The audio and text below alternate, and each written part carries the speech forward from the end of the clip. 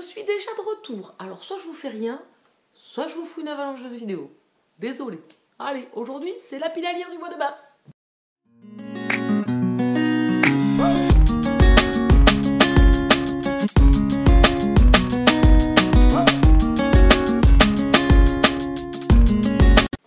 Bien le bonjour et bienvenue sur cette nouvelle vidéo. Aujourd'hui c'est la pile à lire du mois de mars. C'était une des piles à lire qui me tenait un peu à cœur. Pourquoi? Je vais participer à 2 challenges. Donc un plus en priorité, c'est celui que l'on retrouve chaque année depuis quelques années déjà. C'est Mars au féminin. Donc un challenge proposé par Florence du compte Flow & Book. Je vous mettrai tout en barre d'infos. Son compte Instagram, n'hésitez pas à aller voir, chercher les items, checker tout ça. Et ensuite, je vais aussi participer en parallèle au challenge proposé par Steph Bookin qui s'appelle Vivre l'Histoire. L'année dernière, il était un peu plus tard. Ça m'arrangeait mieux, mais bon, ça tombe comme ça. J'ai envie d'y participer parce que j'aime beaucoup lire de l'historique. Donc, je vais cumuler les deux. Et il se trouve que quand même, dans ma pile à lire, j'ai beaucoup d'historique. Donc, je pense que ça devrait bien se passer.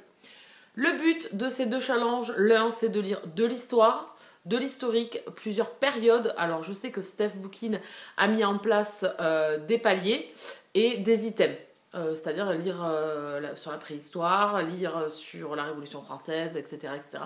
Je vais faire au feeling. Voilà, je ne vais pas regarder de quel siècle on est, etc. De quelle période on est. Je vais lire de l'histoire, enfin, je vais lire de l'historique. Et sinon, il y a des paliers. Je vais prendre le palier 1. Comme ça, je suis en sécurité. Je ne sais plus le 1, c'est de 1 à 5 livres, je crois. De souvenirs, je ne me rappelle plus, mais de toute façon, vous aurez tout en barre d'infos si vous avez envie d'aller voir. Et si vous aimez lire l'historique, ça peut être de la romance, ça peut être de la biographie, ça peut être... voilà, du moment que c'est un roman historique qui commence de la préhistoire et qui finit à la Seconde Guerre mondiale, après la Seconde Guerre mondiale. Me semble-t-il, de souvenirs, toujours. Et le deuxième challenge auquel je vais participer, c'est le challenge Mars au féminin. Le but est de lire des autrices tout au long du mois de mars. Alors l'année dernière, j'avais participé, l'année d'avant, la première année, donc il y a 3 ans, j'avais participé, mais je crois que j'avais lu 1 ou 2 livres. Enfin voilà, j'avais participé. Pour dire que j'avais participé, l'année dernière, j'avais été un peu plus assidue. Et cette année, j'ai fait ma pile à lire en conséquence et il n'y aura que des femmes. J'avais voulu faire une petite entorse avec une écriture, enfin une histoire écrite par un homme qui raconte une histoire de femme. Mais non, je l'ai sortie et ce sera du 100% féminin si dans le courant du mois de mars, je reçois des services presse écrits par des hommes. Messieurs, veuillez m'en excuser, vous allez attendre le mois d'avril pour être lu. Que voulez-vous? Voilà. Donc, j'ai hâte de vous montrer tout ça. Vous pouvez l'apercevoir ici. Je me suis fait une grosse pile à lire. Alors, je ne vais pas tout lire, attention. C'est une pile dans 2 romans. Alors, j'en ai bien d'autres. Hein. J'avais l'embarras du choix dans ma pile à lire, qui fait aujourd'hui plus entre 120 et 130 livres. J'avais largement le choix sur les auteurs féminins et il n'y avait aucun souci. J'ai fait une petite sélection. Je vais taper dans cette sélection pendant tout le mois de mars, avec certains qui seront lus, les plus prioritaires, je dirais, entre les services presse, les lectures communes. Voilà, donc je me suis fait un petit panel et je vais vous montrer ça parce que ça fait déjà 4 minutes que je parle. Alors, ma pile à lire, je ne l'ai mis pas dans l'ordre. Je vais vous montrer, il y a 12 romans. Oui, c'est beaucoup, je sais. Mais au moins comme ça, j'aurai l'embarras du choix. Le mois de février, qui est un mois court, j'ai réussi à lire des livres, entre les audios et les livres papier. Donc, je me dis, pourquoi pas, sur un malentendu, vas-y, fonce. Allez, le premier, mais pas des moindres, celui-là, c'est ma première lecture. On est aujourd'hui le 1er mars, au moment où je vous tourne cette vidéo. Vous l'aurez dans les prochains jours qui arrivent. Je ne sais toujours pas si je la mets mercredi ou jeudi, puisque je vous ai déjà mis mon vlog lundi soir. Donc peut-être que ça fait une avalanche, effectivement. Mais écoutez, elle y sera. Je pense qu'elle y sera demain, si j'ai le temps de la monter en suivant que je la tourne. Donc le premier livre, c'est ma première lecture. Celle-là, c'est un obligatoire. Celui-là, j'y avais pensé. Quand j'ai vu la date de la parution du poche, je me suis dit, il sera pour mars au féminin. Voilà, c'est Le Voyage de Silka de Heather Morris, qui est un tome compagnon du Tatoueur d'Auschwitz, que j'ai lu l'année dernière. J'avais repéré bien évidemment cette sortie en grand format. Je l'attendais impatiemment. Je suis passée à la librairie vendredi. Donc voilà, je ne vais pas attendre. ça rentre très bien dans mon challenge Elsie Book Pal. Et donc, voilà, c'est ma première lecture. Ici, on est avec une jeune fille que l'on a rencontrée dans le tatoueur, enfin, qu'on a croisée dans le tatoueur d'Auschwitz. Et ici, ça va être sa propre histoire. Donc, ici, on va suivre Silka, une jeune fille de 16 ans, qui est raflée et qui finit à Auschwitz. Et on va avoir son histoire. En sachant que les prémices de ce qu'on a pu apercevoir, la pauvre, dans le tatoueur, c'était pas très gai. C'était pas très sympa. Et j'ai lu un petit peu alors, j'avais lu le résumé un petit peu de ce qui se passe, puisque c'est plus une continuité, si vous voulez, de après le tatouage d'Auschwitz, puisqu'on sait que Auschwitz s'est libéré. Donc, on va apprendre ce qui est arrivé à Silka. Et j'ai lu. Et franchement, je l'avais là. Mais on va nous parler d'une histoire d'amour, puisqu'elle va faire dans ces décombres de sa vie, elle va faire la rencontre d'un homme. Et j'ai envie de savoir qu'est-ce qui va lui arriver, mais je crois que ça n'a pas été très rose. Cette pauvre jeune fille, à 16 ans, je pense qu'elle a vu toutes les horreurs. C'est de la fiction, je sais, mais voilà, j'espère tenir le coup et ne pas être trop émotionnée. Le deuxième que j'ai déjà entamé, on va dire, mais à peine, hein, parce que je me rends compte en fait que je suis à 40 pages, donc un audio-livre. La saga des Casalets, le tome 1, était anglais de Elizabeth Jane Howard. On est en 1937 dans une famille bourgeoise anglaise et on va suivre cette famille avec les parents, les enfants, les frères et sœurs ou les cousines et cousins, donc famille élargie, et les domestiques, un peu à la Downton Abbey, pour faire un peu écho, si vous cherchez à quoi ça peut ressembler, je pense que ça va ressembler à ça. Je débute à peine, je ne peux pas trop vous en parler encore, mais voilà, il va me débuter ce mois de mars. J'espère accélérer sur l'écoute pour pouvoir en faire un second dans le courant du mois, bien évidemment pour Mars au féminin, puisque les audios que je vais également écouter seront sous le signe de Mars au féminin également. Voilà pour celui-ci. Ensuite, on continue, c'est un service presse, on passe en contemporain cette fois-ci, avec Marie Joulineau qui nous a écrit Comme des éclats de toit aux éditions L'Archipel, dans la collection Instant suspendu, que j'ai reçu là très récemment. Donc écoutez, ça sera je pense qu'après le voyage de Silka, je vais attaquer celui-ci. Je ne sais plus si on a dit avec Anaïs qu'on le lisait en lecture commune, je ne me rappelle plus. Généralement, oui, quand on les prend en doublant toutes les deux, on se les lit en lecture commune, les archipels. Donc, normalement, je pense, j'irai lui klaxonner le moment voulu.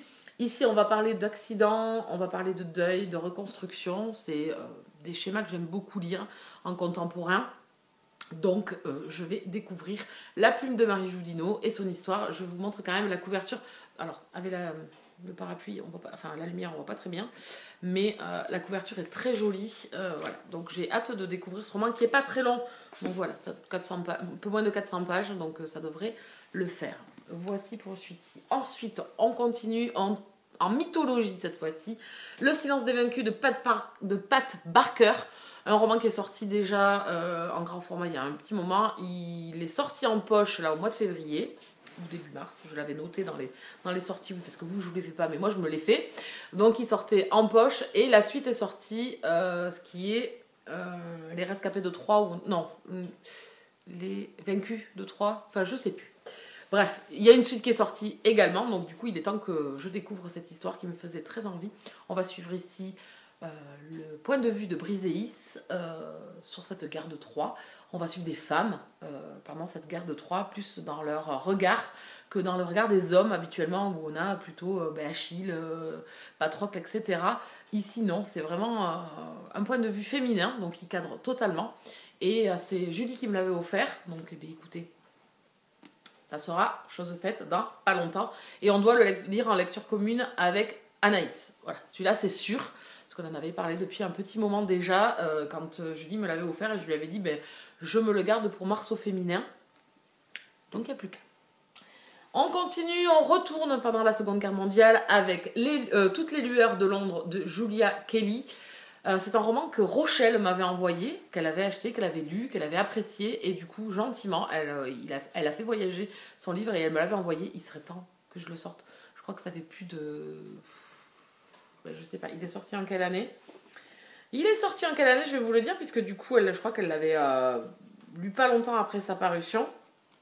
Et 2020. Donc voilà, je pense qu'elle me l'a envoyé dans l'année 2020 et que je ne l'ai toujours pas lu. C'est pas très cool. Si je veux pouvoir lui renvoyer, ça serait bien que je le sorte de ma pile. Donc ici, on va être en Angleterre pendant la Seconde Guerre mondiale et on va suivre des femmes. Alors je pense que c'est des femmes qui vont devoir se débrouiller toutes seules. On va savoir qu'il y a le Blitz aussi sur Londres, donc je ne sais pas. À voir. Voilà, Seconde Guerre mondiale, destin de femmes. C'est pour moi. Ensuite, on continue, on reste pendant la période de la Seconde Guerre mondiale avec Les Déracinés. J'enlève la petite... vous voyez, j'ai beaucoup d'historique. Hein. Les Déracinés de Catherine Bardon que j'avais acheté au Salon du Livre de Lire en Poche à Bordeaux en octobre. Il est temps qu'ils sortent parce que Catherine Bardon était dans une des premières de ma liste d'achats lors du salon. J'ai fait la rencontre de l'auteur qui du coup m'avait dédicacé son roman. C'est une saga, une fresque familiale, donc on va débuter dans les années 30, mais on va poursuivre pendant la Seconde Guerre mondiale et longtemps après dans les prochains tomes. Donc j'ai hâte de découvrir. Et on part en République dominicaine, je crois. Oui, voilà, on part en République dominicaine, un aspect que je connais pas trop sur cette période-là. Donc écoutez, c'est parfait. On va suivre des familles, on va suivre deux personnes, Alma et Willem, dans les années 30 à Vienne. Voilà. Et après, on va émigrer en République dominicaine. Donc écoutez, c'est une saga qui était archi plébiscitée. Lors du salon, j'étais dans une file, voilà, beaucoup plébiscitée. Une auteure voilà, qui plaît beaucoup et le type de roman qui me plaît beaucoup. Donc je pense qu'on part quand même sur quelque chose qui devrait très très bien se passer entre nous. Il faut juste que j'ai le temps de le sortir parce que vous voyez, la pile commence quand même à être relativement haute et longue. Donc allez, on continue avec Ce que murmure le vent de Amy Armand aux éditions Charleston. C'est Julie qui me l'a offert également. Voilà, elle me les avait offerts pour Noël et mon anniversaire. Donc écoutez, elle a fait l'écoute de ce roman, elle a adoré. On est dans les années 20, je crois, entre les années 20 et les années 30, mais on est à deux époques. Alors on est on est en 1915 d'abord, après on est en 1921 et en 2001. Donc moi j'adore quand il y a des mouvements présent-passé, des périodes historiques à deux périodes différentes. On va suivre des jeunes femmes, là aussi, donc écrit par une femme, destin de femme. Écoutez, Amy Armand, j'avais déjà lu... Merde, je ne me rappelle plus. Les âmes... Non, je ne sais plus. Oh, je me rappelle plus du titre. Oh, mais quand même. C'est un Young Adult, New Adult et j'avais eu un énorme coup de cœur.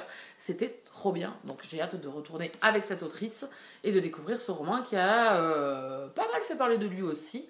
Qui a eu de bons retours dans les pays anglophones. Donc écoutez, il n'y a plus qu'à, il faut quoi. Ensuite on continue. C'est pas fini, restez. Oh ben écoutez, pour une fois que je reviens, on va y mettre de la dose. Hein. On a presque fini, il en reste 4 je pense. Alors, À la conquête de sa liberté de Sarah Ferguson, que j'ai reçu en concours, sur un concours qu'avait mis en place les lectures de Mylène. Et ma mère l'a lu. Récemment. Et elle a adoré. Elle m'a dit c'était trop bien. Elle l'a gobé. Alors c'est un beau bébé, hein, un beau petit bébé de 620 pages. Et bien elle l'a bouffé en 2 ou 3 jours. Voilà. Elle m'a dit c'était trop bien. Donc ici on est en 1865 à Londres et...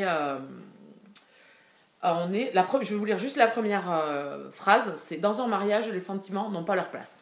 Donc on est dans une époque où la femme n'a pas trop de choix, on ne parle pas d'amour quand on se marie, donc écoutez, j'ai envie de découvrir cette histoire et de découvrir, voilà, elle est fille de duc, donc j'ai envie de découvrir.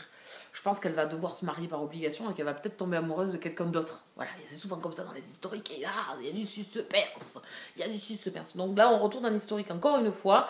Et ma mère m'a vachement donné envie de le découvrir. Du coup, bon, il me tentait déjà, je l'avais mis dans les sorties livresques, dans les parutions que j'avais vues. Il est sorti chez Harlequin. Voilà, si vous voulez tout savoir. Il est sorti en début d'année ou fin d'année. Ou début d'année, je sais plus. Ensuite, on va sortir quand même la Jojo. On va la sortir la Jojo. Mais oui.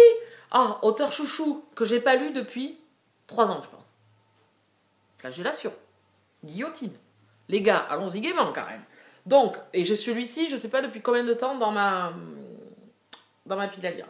Le vent nous portera de Jojo Moyes, on est aussi un historique ici. Jojo Moyes, est-ce que j'en parle de Jojo? Ça fait longtemps que je vous ai pas parlé de Jojo, c'est ça le problème. Voilà, donc Jojo Moyes, j'ai pas tout lu puisque je suis maintenant en retard sur ces romans, mais j'ai quand même, voilà, j'ai quand même un beau panel là. J'ai un beau panel quand même des romans de Jojo Moyes. Pas que, puisque j'en ai aussi en poche qui était paru avant de sortir chez Milady. Voilà, donc ici on est dans le historique, je ne sais pas de quoi ça... On parle de chevaux, on parle du Kentucky, je sais pas, en rêve américain, mise à rude épreuve dans une petite ville du Kentucky, voilà. Elle sort de la bonne société anglaise. Oui, non, là ça doit dépayser, oui, enfin, franchement, oui. Voilà, l'émancipation de femmes, donc pareil, hein. Parfait pour Mars au féminin, Jojo. Donc je vais faire... Enfin celui-là, j'aimerais bien le faire monter en haut de la pile pour qu'il sorte, parce que c'est Jojo. Voilà. Et puis c'est tout. Il n'y a pas forcément besoin d'avoir des... C'est Jojo. Pour ceux qui sont là depuis longtemps, vous savez, Jojo. C'est une honte. Vous pouvez me le dire que c'est une honte de l'avoir laissé aussi longtemps dans la pile à lire. Ensuite, Frida de Annabelle Abs. Donc ici, pareil, femme qui écrit, destin de femme, puisqu'on est avec la vraie héroïne qui a inspiré l'histoire de l'amant de Lady Chatterley. Donc elle a une relation avec D.H. Lawrence, et voilà. Et donc il inspira le très sulfureux roman L'amant de Lady Chatterley. Donc j'ai hâte. L'amant de Lady Chatterley, je ne l'ai jamais lu. C'est un classique que j'aimerais beaucoup lire. Donc je vais commencer par celui-ci, qui raconterait plutôt la vraie vie de cette femme, peut-être voilà, qui a inspiré ce roman. Et donc c'est Julie qui me l'avait offert lors d'une visite l'été dernier. Donc il est temps que je le sorte. Voilà. Et donc c'est un historique encore une fois, puisqu'on est en 1912. Voilà. Ah, quand je vous dis que j'ai calqué, oh ça va tomber. Oh ça va tomber. Quand je vous dis que j'ai calqué sur les items, alors je vais pas regarder les items, hein. Vous allez voir là aussi, vous êtes libre de lire ce que vous voulez, ou vous avez des items. Donc il y avait lire un historique, lire un polar ou cosy mystery, lire un essai, lire en non-fiction. Voilà, il y a 4 ou 5 items. Moi j'y vais au feeling, il y a l'historique étant en priorité, on va dire. Donc écoutez, on continue parce qu'on n'est pas rendu. Allez, c'est parti. Les Graciers de Kieran Millwood. Ah, Millwood. Hargrave. Ah, et vous avez vu cet anglais qui m'a été offert par Anaïs pour mon anniversaire. On est ici en 1617, on est en Norvège et on va nous parler de sorcellerie. Voilà. On va parler de femmes, de destin de femmes. Elles sont prisonnières et voilà. J'en sais pas trop plus. J'avoue que le résumé n'en dit pas beaucoup, c'est très bien. Donc je vais partir encore dans les pays nordiques et je vais découvrir ce roman. Voilà. Il a fait pas mal parler de lui. Voilà, une plume précise et engagée. Donc je pense qu'il calque parfaitement. On voit une queue de sirène ici. Alors est-ce qu'on va nous parler voilà, de ces peut-être mythes ou de femmes qui ont été accusées de sorcellerie, un petit peu comme à Salem. Voilà, je ne sais pas du tout. Voilà, je l'ai vu. J'ai cracouillé et Anaïs me l'a offert, donc il restera. J'aimerais ne pas le laisser traîner et il calquerait parfaitement. Vous avez, voilà, toujours des femmes, écrit par des femmes et avec des femmes dedans. J'ai essayé quand même de faire une belle pile correspondant à Mars au féminin parce que cette année, voilà, j'ai envie d'y être. Voilà, j'ai envie d'y être là, voilà, et puis c'est tout. Pas que je sois plus, non, pourtant, non, mais après, j'aime beaucoup lire des destins de femmes quand même. Ah ouais, j'aime bien quand même. J'aime bien. Je kiffe bien les auteurs qui me racontent des histoires de femmes, des combattantes ou des femmes qui ont vécu des choses difficiles, qui peuvent pas toujours combattre parce que c'est pas toujours ça non plus, mais voilà, la petite lumière au bout du tunnel, comme on dit. Allez, et le dernier, oui, parce qu'on arrive quand même à la fin. Si, on arrive à la fin, les gars, allez. Donc, Le voile de Téhéran de Parinouche Saniye, je ne sais pas trop comment on le prononce. Donc un roman dont j'ai beaucoup entendu parler. Je l'ai acheté l'année dernière au mois d'avril. Il est toujours dans ma pile à lire. Et ma mère l'a lu et elle a adoré. Voilà. On est ici avec une jeune femme qui veut s'émanciper de sa famille. Ses frères veulent la marier de force. Elle veut faire des études. Elle veut être libre de son destin. Voilà. Donc tout à fait ce que j'aime, tout à fait ce qui calque dans le challenge. Et voilà, j'espère passer un bon moment. Ma mère, elle l'a adoré, elle a trouvé que c'était hyper bien. Voilà, c'était touchant, c'était beau, c'était voilà, Destin de femme qui lui a plu. Donc elle m'a dit, ah ouais, non, il est vachement bien. Donc écoutez, il n'y a plus qu'à, il faut quoi. Il est très bien noté sur Livre Addict ou sur toutes les plateformes que j'ai pu voir. Je ne me suis pas trop penchée sur les avis précis, mais voilà. De par le résumé, l'histoire et les notes, oui, parce que moi je regarde que les notes en fait, hein, voilà. Et voilà. Donc écoutez, voilà. Ah ben écoutez, quand il faut, il faut. Voilà, trop de tropicaux. Et là vous pouvez le dire aussi, j'aime pas quand il y a trop de tropicaux dans les romans, mais moi j'aime bien en faire trop de tropicaux. Et là il y en a. Voilà, là je ne lirai jamais tout ça. On est bien d'accord. Je ne lirai jamais tout ça, mais c'est des livres qui me parlent pour ce challenge, pour cette période, pour ce moment que j'ai envie. Voilà. S'il faut, pendant le mois, mes envies vont changer. Je suis mon petit fleuve tranquille, puisque là, au mois de février, je me suis coulée, mais baba cool pour mes lectures. Et franchement, voilà, j'ai sauté d'une lecture à une autre et tout. Et je vais faire pareil. Voilà. Si je sens que, par exemple, celui-là, non, peut-être pas là, pas de suite, peut-être à la fin du mois, peut-être pas du tout, peut-être... Voilà. Cool, Raoul, j'ai une belle pilasse pour me suivre durant le mois de mars. Donc je pense que quand même, je vais trouver mon bonheur. Hein. Elle va trouver bonheur, oui. Est-ce que vous participez à ce challenge ou peut-être au challenge de vivre l'histoire? Parce que vous avez vu que quand même, ils rentrent presque tous. À part un ou deux, je pense. Mais non, ils rentrent tous. Ils rentrent tous sauf un, le contemporain, avec comme un éclat de toit. Voilà, c'est le seul. Sinon, ils rentrent tous, j'ai pris tous de l'historique, à des périodes et des moments différents, avec des types de femmes différentes. Voilà, je pense que je vais me régaler. J'espère tenir, voilà, avoir l'entrain de lire et tout. Bon, je commence par le voyage de Silka. Donc, si je suis en PLS après un livre, vu le thème, peut-être, nous verrons bien. Alors, j'en étais à vous demander si vous faisiez... Oui, je me disperse. Est-ce que vous faites une pile à lire? Est-ce que vous participez à Mars au féminin ou à Vivre l'histoire ou à un autre challenge? N'hésitez pas à partager. Voilà, je sais que Mars est sous le signe de la femme, même si on est là toute l'année hein, et qu'on est magnifique, splendide, merveilleuse. Hein, nous n'allons pas nous le cacher. Non, je blague. Mais voilà, est-ce que vous participez? Bref, je me disperse. Est-ce que je vais arrêter? N'hésitez pas à aller voir les autres pales, les autres piles. Moi, j'ai commencé à regarder quelques pales, quelques piles à lire pour ce challenge. Je vais regarder la pile à lire. Bon, je pense à Flowfly parce que c'est le dernier que j'ai regardé. Voilà, on va pas se mentir. C'est un garçon. C'est le dernier que j'ai regardé. J'arrête. 22 minutes pour faire une pile à lire du mois de mars. Écoutez, je sais pas si vous êtes encore là. Manifestez-vous. N'hésitez pas. Mettez un petit commentaire. Je suis là. J'espère que vous êtes arrivés au bout. N'hésitez pas à vous abonner, à rester avec moi, à mettre un petit pouce. Surtout mettre un petit pouce. Partagez la vidéo, n'hésitez pas. Ça me fera plaisir, ça me dérange absolument pas. J'espère revenir plus fréquemment dans ce mois de mars. Nous verrons bien. En tout cas, c'était une des vidéos que je souhaitais vous faire. Elle est faite. Il faut la monter maintenant. Priez pour moi. Allez, sur celle-ci, bisous câlins et à très bientôt. Et je vous souhaite de bonnes lectures au mois de mars. Bah oui.